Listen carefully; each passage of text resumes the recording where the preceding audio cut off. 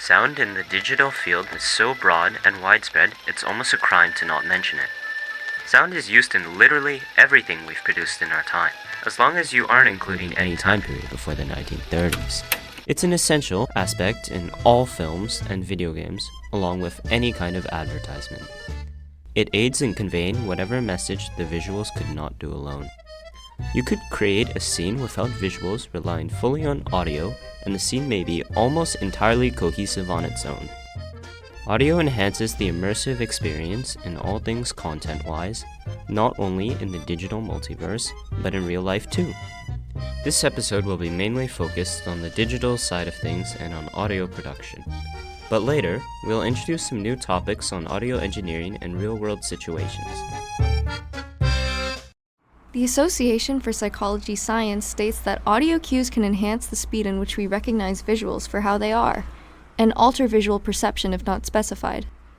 Jamal R. Williams, quote, "When sounds are related to pertinent visual features, those visual features are prioritized and processed more quickly, compared to when sounds are unrelated to the visual features." This is no surprise at all, as we relate sounds to visuals all the time. If I were to play this sound, you would easily assume that this, of course, was the sound of a glass falling off of some kind of hard surface and shattering on the ground. If I played this,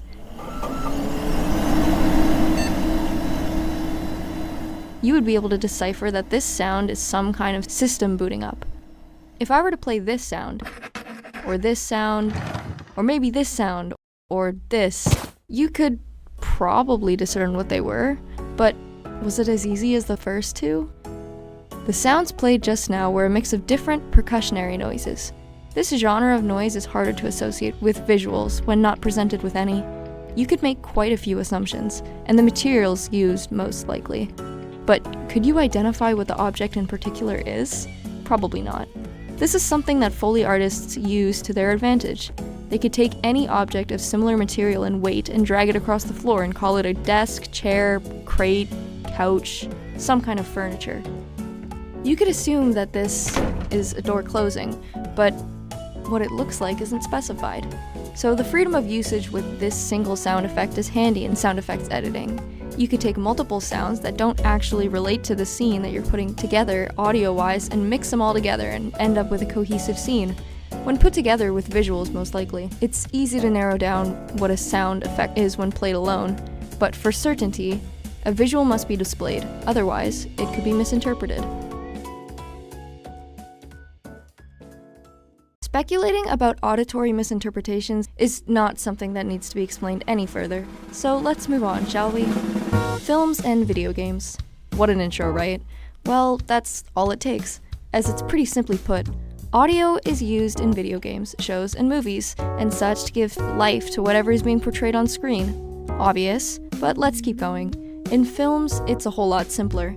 Everything is planned out. You have a scene, you know the direction in which it's headed when creating it, and then you add audio to the visuals and it creates a wonderfully immersive scene, presumably. But in video games, you are brought with a sort of uncertainty when it comes to audio. Excluding cutscenes, there's no scene planned out unless it's part of the storyline of a game. But even then, you control the scene. You control what sounds are played with your actions. It's as simple as that. Environmental sounds play on their own, but you are the one making the movements to get to that point. The sound of your footsteps only plays when you move on your own. The dialogue of NPCs is only activated when you come within range. The sound of enemies may not be heard until you enter the dungeons where they lurk. But where are they? Directional sounds help, and you walk around, unbeknownst to where they might be. Around that corner? You walk down through the halls as the walls close in around you, as you trudge further. Torches provide light on the walls, and the unknown creature's lingering vocals draw near. You don't know what this guy looks like, but the auditory representation of what it might be is daunting enough for you to just visualize it. Imagine the horrors of encountering it. But that's all part of the game. You travel deeper into the dungeon, and its horrific snarls and heavy footsteps approach. And then they stop. What happened? The uncertainty really kicks in, and you're brought back by the sudden change. Now you can't tell where it is at all. The growls and nasty noises were scary enough. Why is the silence so much worse? You take a few steps forward as you near another turn. You near the end of the hall and turn to your right. Alright, enough roleplay, but you get the idea. The sound in video games, while it is predictable, with experience in the game itself and recognizable after a while, is not influenced by a set of events for the most part. It's either player movement-based, interaction-based, environmentally based, or just up to pure chance and situation. In this sense, it's hardly as predictable and straightforward as that in films. In video games, the payoff is different for each person because of the ability to make choices. In both movies and games, the main objective of sound is to create immersion. Footsteps and whatever else we may hear that the director thinks has value layered on top of visuals on the screen. We hear Foley artists fill in the spaces where it's natural for some sort of sound to be present, even when there's no sound at all, really. Even a mostly silent scene can contain Foley for any small movement that the mic either doesn't pick up in raw recording or any kind of sound that doesn't meet the director's standards. This is all done later when the sound is being produced by other professionals behind the scenes. Matching sounds with visuals and environment is difficult.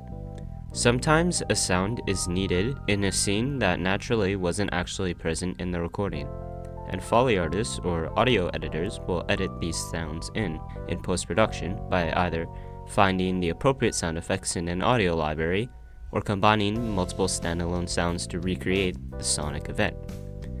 For games, environmental sounds are crucial to immersion. However, can be overwhelming or break the mood when too many sounds are overlaid, or if the scene doesn't make sense with it included. If a sound is correct in a scene, but isn't the correct version of it, like hearing tropical birds and raindrop dripping, something you'd hear in a jungle setting but played in a snowy forest, or having bird chirping noises played when you're fighting a boss. In other words, sounds need to fit every occasion, or be used only in specific circumstances. Because of the crucial role sound has in film and gaming industry, among others, it's just as crucial that it not be messed up.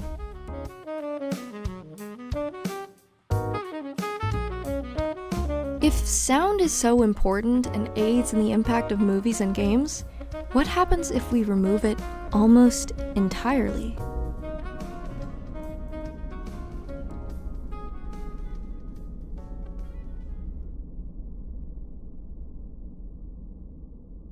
Removing sound is a way of introducing suspense, uneasiness, or to provide emphasis on something. It can be used to increase tension in a scene, at least in the negative sense. Sudden silence in film after having been audibly produced with countless sound effects and lots of dialogue, cutting it all off in a moment of pure silence, which is usually used when we attempt to portray the perspective of an individual after some sort of shock or anxiety, can impact the viewers into sharing the experience with these characters.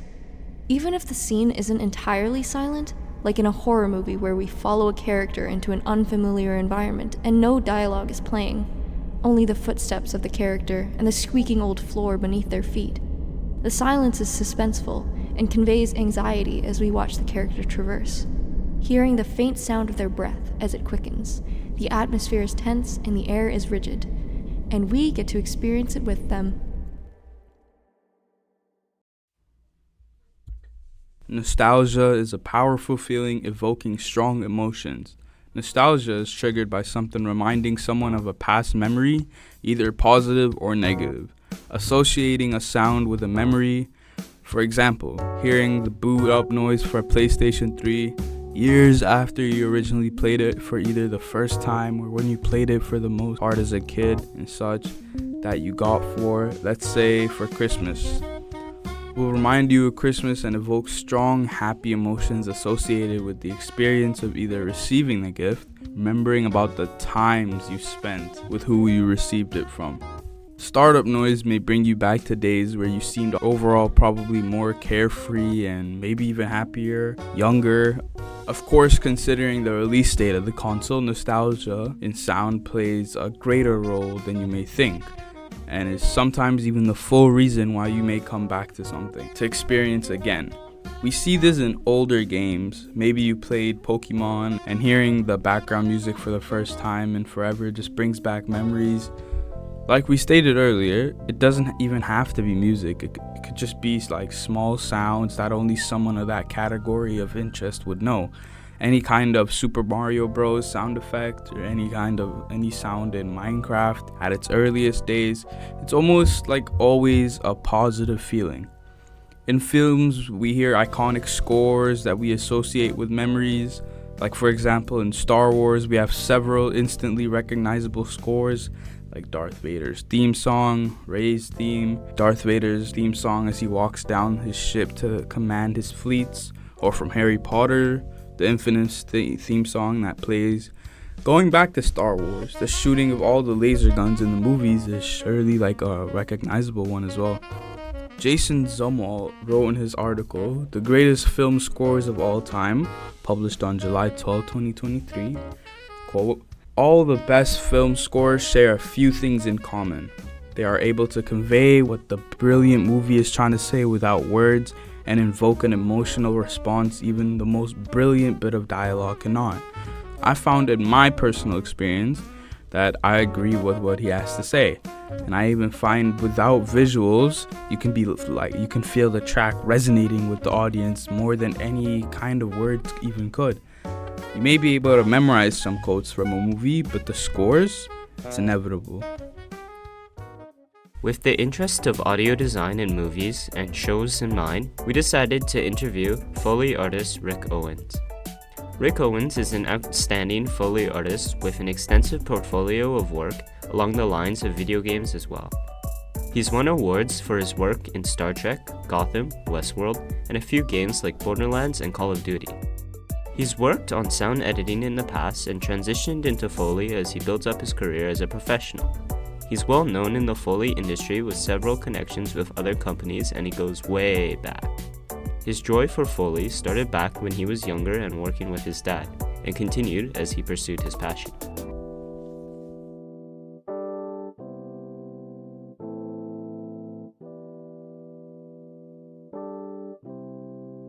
Well, you're a Foley artist, right? So could you explain to us what a Foley artist actually does?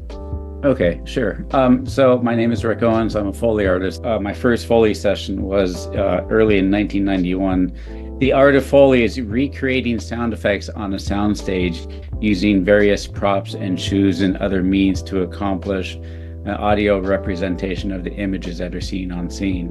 And one of the biggest and easiest examples is of recording footsteps for the characters on screen, whether it's on a live action feature film, episodic television, or whether it's animation, or in some of these cases of video games. So we will choose a character, and if it's a man or a woman, a child, and take a look at the shoes, whether it's hard business shoes, sneakers, high heels, whatever the case may be, sandals, flip-flops.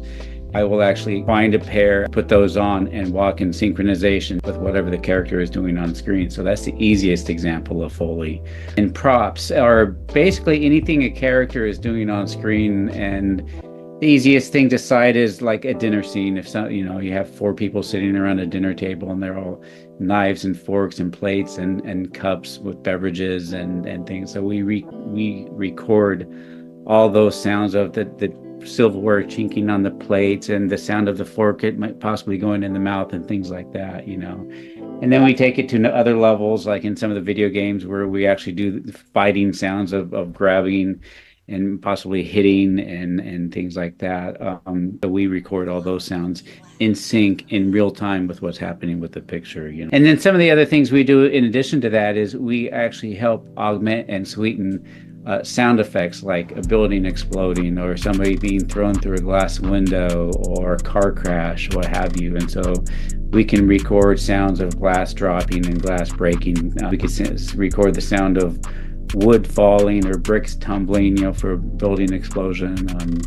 And same thing with a car crash. We can record the sounds, the individual specific in-sync sounds of car parts falling to the ground after a car crash or during a car crash. So, Foley is not really limited in any real way, because it's whatever's happening on screen or in a podcast even. We can record sounds for and help heighten the action or heighten to what you guys are talking about, heighten the emotion and make it more realistic and more believable. Yeah, so and build immersion. Yeah. Yeah, and so I think that would probably pretty good examples of what we do on a Foley stage. Okay. I had myself was in, like, you know how in Spider-Man Into the Spider-Verse, it's an animated movie. Like, Right. is there more like electronic induced sounds, or was it like most of the sounds were made by like you yourself as a Foley artist? You had to use actual tools in the real world, because most of the sound, yeah. Yeah, so there are certain things that we do not get into on a Foley stage. I mean, we can record, some beeps and some electronic sounds on a Foley stage that might be specific for one thing or another. It's kind of a dovetail of Foley and sound effects, but past a certain point, like gunshots and some very distinct, specific high-tech electronic sounds that are left to sound designers and sound effect editors that will have those in their library. So, we, again, with Spider-Verse, we recorded many of what I call the humanistic sounds, of a person doing, the characters doing whatever you're seeing on screen, again, the walking. We have tools and things like that can help create sounds specific to the sync points within that. But, and that's what I was saying earlier, is a lot of what we do can be married together with sound effects to create an event that might elicit the emotion or, the feelings that, you guys you're looking for. Yeah. What it really is Foley crews I've worked with, it's 3 people basically in a locked studio 8 hours a day. And there's got to be a chemistry, and there's got to be a mindset where everybody can be literally locked in a closet. And that's the way I've always referred to it. Locked in a closet for 8 hours a day and not want to kill each other. That was Really? one of my questions, actually. Is it like different people each time? No. It's the No. same. Yeah, because once you're part of a crew, that's your crew. Those are your people. We play off each other's strengths and accommodate, if you will, for each other's weaknesses. We own our own company, my partner and I. He and I have been working together for a very, very long time, and that's the guy I work with. And part of it too is because it creates an efficiency as well, because he knows what I'm thinking and I know what he's thinking when it comes to creating a sonic event for whatever is going on. So we can both look at something and not really have to discuss it as much as people who don't work together a lot. He's kind of going to know where I'm headed with it in terms of the creation of sound, and I know kind of where he's going to go with what he's going to do to record the sound, to mix the sound and add some compression or equalization or whatever, to try to achieve that sonic event, So once you get to be part of a crew, it's a big deal. And I know some crews that have been together for decades, I mean, there's a crew at Sony, they've been working together for 30 years. My dad was a recording engineer and a musician in the 70s and 80s. And when I was a young man in my early 20s, I began working with him he had transitioned from recording music to working on film sound, through a company and a friend of his, and so when I was a young man trying to figure out what I wanted to do with my life, my first job was working with him and for him, and we worked at a very small studio.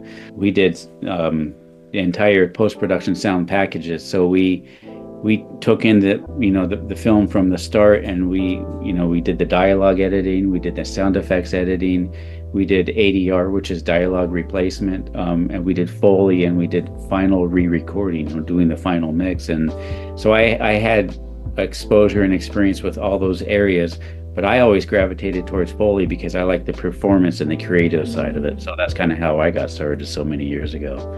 I was gonna ask, because while scrolling through your IMDb as well, it's you've been credited for Foley and sound effects editing, and I was those are some of the early credits way back in the 90s. Yeah, 93. Could you give some examples maybe of works where you just did the editing? Yeah, I would have to go way back. What's the one you said in 93? That one's... Okay, there's Ops Belantra that you did sound effects. Yeah, that also did like Night Trap. There's some where you did sound effect director and sound editor, and then there's ones where you do 2 at the same time. Like Night Trap was Foley and sound editing. It's at the same time. Yeah, so I remember those movies. Ops Belantara was at the first studio I worked at on Sunset Boulevard. I cut many if not all of the sound effects on it, because it was an action movie. And so I cut all the sound effect, all the gun firing sounds and all the fist fights and all this other stuff. We recorded Foley, and it was those were fun times. Those early times were fun times because I was working with my father, and then we had another colleague, Kevin, who has left the industry a long time ago. And so it was really just the three of us doing these sound packages. And so it was like a big action movie where there was explosions and fist fights and gunshots. And at the time, being a young man, 24 years old, it was a big project to sink our teeth into. So that was a big one. So that's where I got all those credits. We want to thank you for choosing to spend your time with us, and we hope you enjoyed this episode. The contents of this episode don't end here. The next episode is a continuation and will conclude the topics we covered today. The rest of the interview will be played, and we finish the short season off with a step back closer to home as we wrap up the show. This podcast is brought to you by your three hosts, Maisie, Kai, and Maltz. If you have any questions or suggestions, feel free to DM us on our Instagram at podcastaudiverse, and we'll see you on the flip side.